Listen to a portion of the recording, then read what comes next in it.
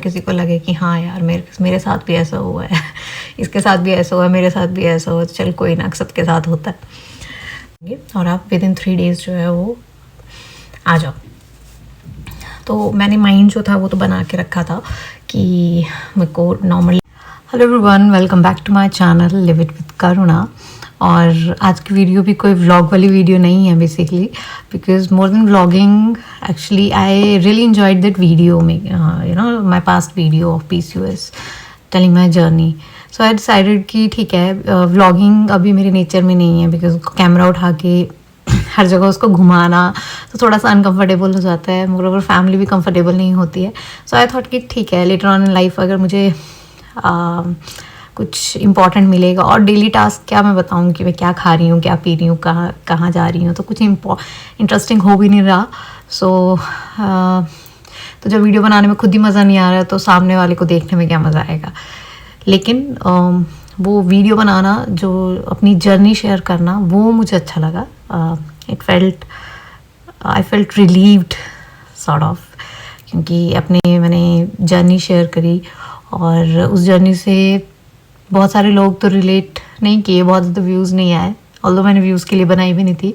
लेकिन कुछ मेरे फ्रेंड्स हैं जो इस तरह से किसी ना किसी चीज़ से स्पेशली वो कंसीव करने की कोशिश कर रहे हैं।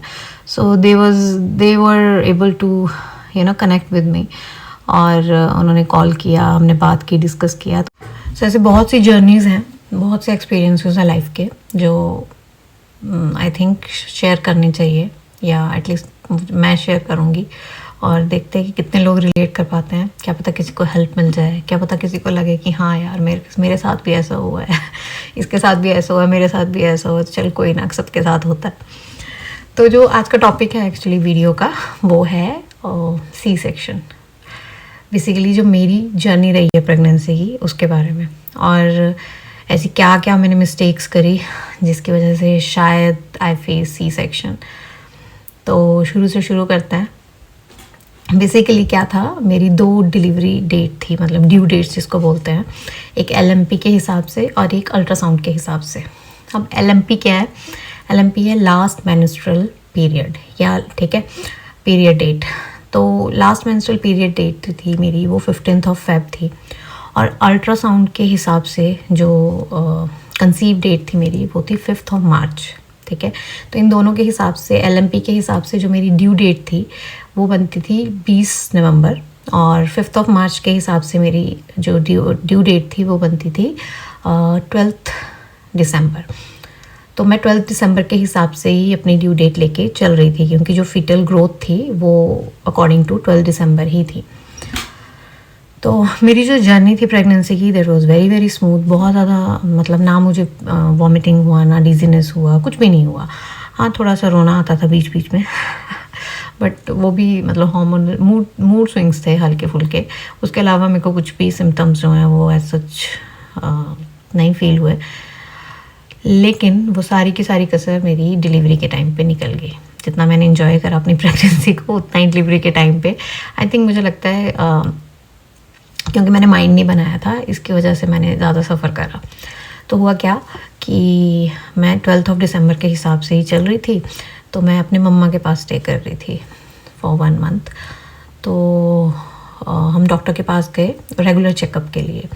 तो डॉक्टर ने तो मैं बड़े आराम से जो है वो चेक करवाने के लिए गई, कि मेरे को लगा कि शायद अभी तो 12 दिसंबर है, तो क्या हो गया, अभी तो बड़ा टाइम है, और रेगुलर चेकअप वैसे करा देते हैं।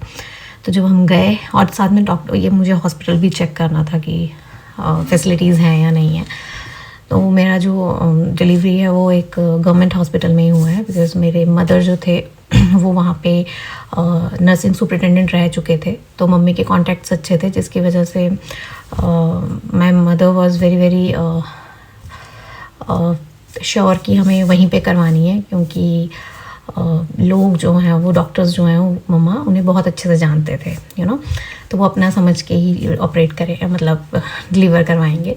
और हिमाचल में डिलीवरी करवाने की सबसे बड़ी जो मेन रीज़न था वो ये भी था कि हिमाचल में जो डिलीवरी है वो नॉर्मल डिलीवरी ही प्रेफर की जाती है।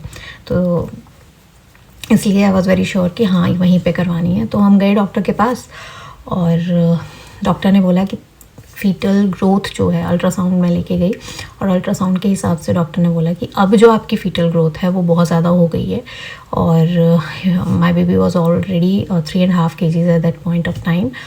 मैं गई थी 20th नवंबर को, और नहीं 20th नहीं 18th नवंबर को मैं गई। तो उन्होंने कहा कि आपका जो बेबी है वो ऑलरेडी ग्रो कर गया है, और अगर हम 12 दिसंबर तक का वेट करेंगे तो वो साइज़ में और बढ़ जाएगा, उसका वेट बढ़ जाएगा। तो कहीं वेट बढ़ने की वजह से हाँ, जो डेथ जो चांसेस होते हैं बच्चे के वूम के अंदर, वो सफोकेशन की वजह से वो बढ़ जाते हैं।